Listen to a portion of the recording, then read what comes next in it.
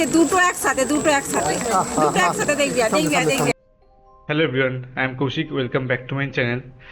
তো আজকের ভিডিওটা একটু স্পেশাল হতে চলেছে, কারণ আমরা সুন্দরবনে এসেছি মনসুনের টাইমে, যেটা সাধারণত একটুখানি রিস্কি থাকে ওয়েদারের দিক থেকে, বাট সাইটিং মোটামুটি ভালো হয়। But this time God has some different plan for আস।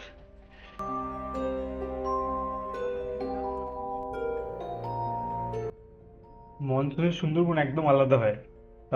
দেখতেই পাচ্ছেন যে আকাশে একদম পুরো মেঘলা হয়ে থাকে, একদম কালো। আমরা যখন সকালে বেরিয়েছিলাম পুরো কালো হয়েছিল, তো আমরা ভাবছিলাম যে হয়তো কী হবে। আর সাধারণত জলের লেভেলটা অনেক বেশি থাকে অন্য টাইমের থেকে। তো মানে এভরিথিং ফিলস ভেরি অ্যালাইভ।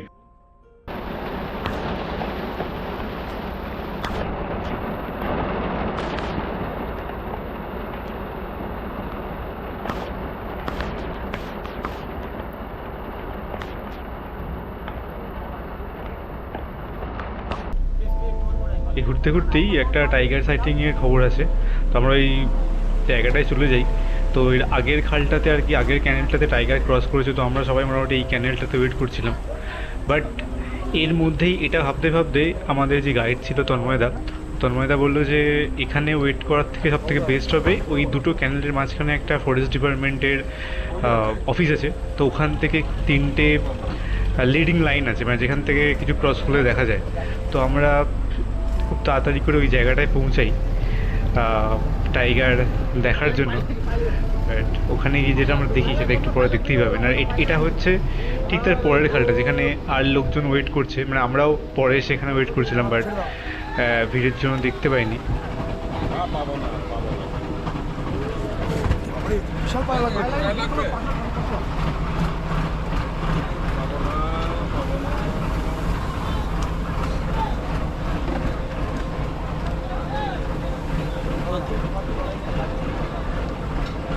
ক্যামেরাটা ঠিক আছে তো? ধরে বাড়ি খেলাম আমাদের জায়গাতে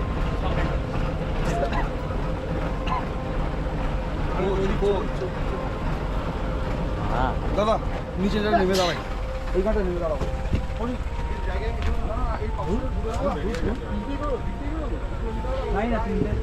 কেউ কি দেখতে পেয়েছে এখানটায়?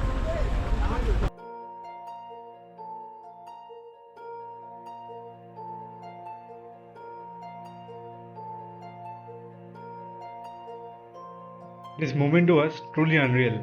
আমরা একটাই বাঘের এক্সপেডিশন নিয়ে গেছিলাম, ওখানে গিয়ে দেখি তিনটে, একটা বাঘের নিয়ে আর তার দুটো বাচ্চা।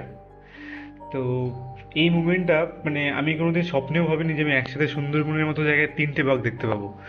ওখানে গিয়ে আমরা ছবি তুলি, এই যে আপনার স্ক্রিনে যেটা দেখছেন এটা মানে আমার মনে সারা জীবনের জন্য রয়ে যাবে।